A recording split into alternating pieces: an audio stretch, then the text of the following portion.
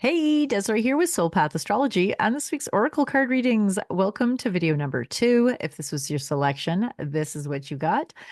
As always, though, before I reveal it, if you find value in these, please, I invite you to hit that like button, hit subscribe if you haven't already. And if you do the notification bell, then you get notified as soon as these go up, which is hours before they hit Facebook typically.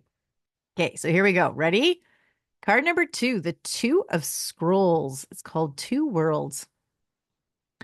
Surrounded by his spinning wheel and basket of wool, a beautiful woman, worried and tired, gazes at the embers in the fireplace. She has worked hard at her spinning for the coins that are gathered on the table. The expansive window behind her looks out into a Buddhist monastery high in the mountains. When you receive this card, there is a conflict in your life between what the outer world requires of you and how your own spirit directs you. You actually may have had a number of past lives where you wanted to focus on your spiritual growth and therefore joined a monastery to do so.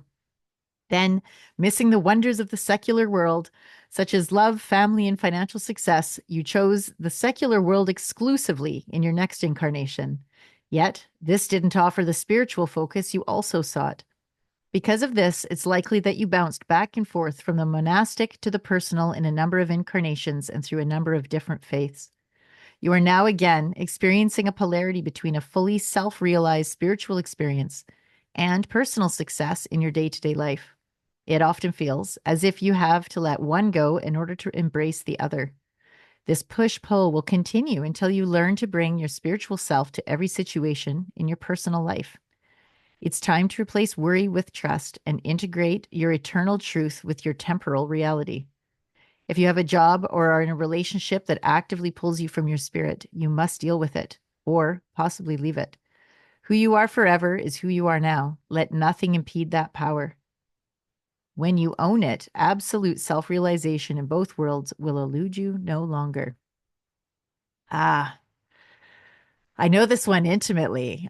We don't even have to go into past lives. That's actually been my trajectory here in my real life here, this one life, where it began that I had a lot of trepidation and even embarrassment around owning this knowing I had that there was more to it than just getting the job and the white picket fence and the career and the money, right? Like I just knew that there was something else going on, but I didn't know how to integrate that. And in the beginning part of my early 20s and 30s, I was very focused on creating a material life for myself, even though there was still this something, something was calling.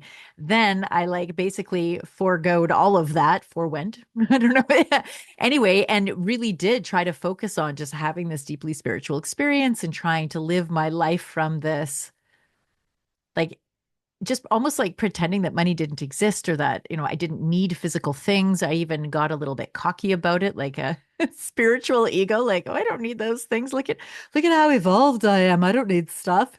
And now life is finding itself in this full circle place for me where it's like, how do I integrate these two?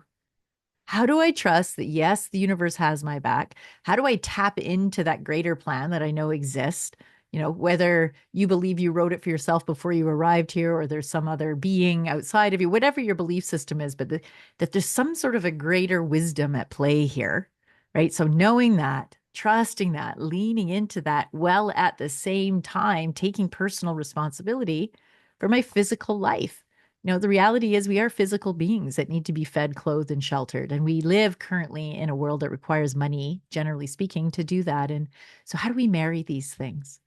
How do you marry the feminine, open, receptive, trusting side with the masculine doing, taking responsibility and providing side? How do those come together? Right. And so that is the invitation with this card. How do you bring those two worlds together? How do you marry them in a way that enhances both? How does your secular life become a living embodiment of your spiritual one? If that's something that you'd like to deep dive with, I would love to do a reading with you.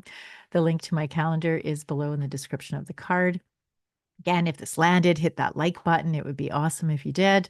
Leave me a comment. I love hearing how these land for you. And in the meantime, I hope you have a great weekend. Enjoy your time, and we'll see you again real soon. Bye for now.